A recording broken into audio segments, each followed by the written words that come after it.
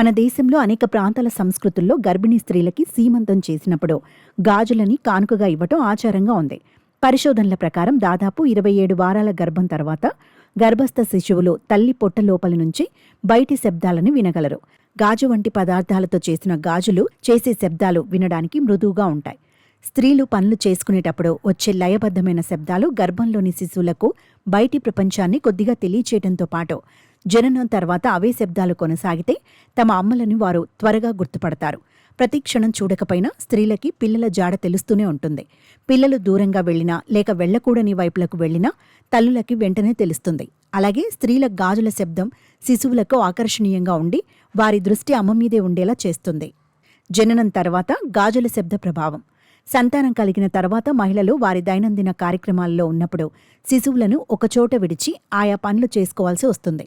ఆ సమయాలలో నవజాత శిశువులకు ఒంటరితనము, దాన్నుంచి రాగల అభద్రత కలగకుండా తమ అమ్మ అక్కడే చుట్టుపక్కలే ఉంది అనే ధైర్యాన్ని అమ్మ చేతి గాజుల శబ్దం ఇస్తుంది.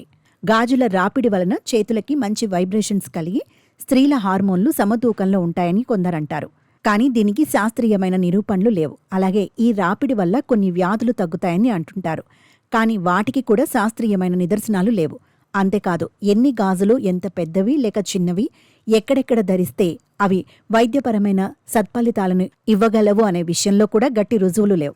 వేరువేరు సంస్కృతుల్లో వేరువేరుగా ముంచేతుల నుంచి భుజాల వరకు గాజులను ధరించే అలవాట్లు ఉన్నాయి. అందువల్ల మరిన్ని పరిశోధనలు జరిగే కొద్దీ ఈ విషయాలపై మరింత అవగాహన రాగలదు. మన పెద్దలు ఏదైనా ఒక నియమాన్ని ఏర్పరిచారంటే దాని వెనుక ఉన్న శాస్త్రీయత గురించి తెలుసుకోవాలి. ప్రతి అంశాన్ని సైన్స్తో జోడించి చెబితే కాని నమ్మని ఆధునిక అమ్మాయిలకు ఆ నియమం వెనుక ఉన్న శాస్త్రీయతను వివరించి చెప్పాలి. అప్పుడు వారు దాని పట్ల అవగాహనతో పాటు గౌరవాన్ని కూడా పెంపొందించుకోగలరు. ప్రతి ఆచారాన్ని మూఢనమ్మకం అని కొట్టిపారేయకుండా దాని వెనుక ఉన్న ప్రయోజనం గురించి తెలుసుకుని పాటిస్తే అందంతో పాటు సామాజిక ప్రయోజనాన్ని కూడా పొందవచ్చు.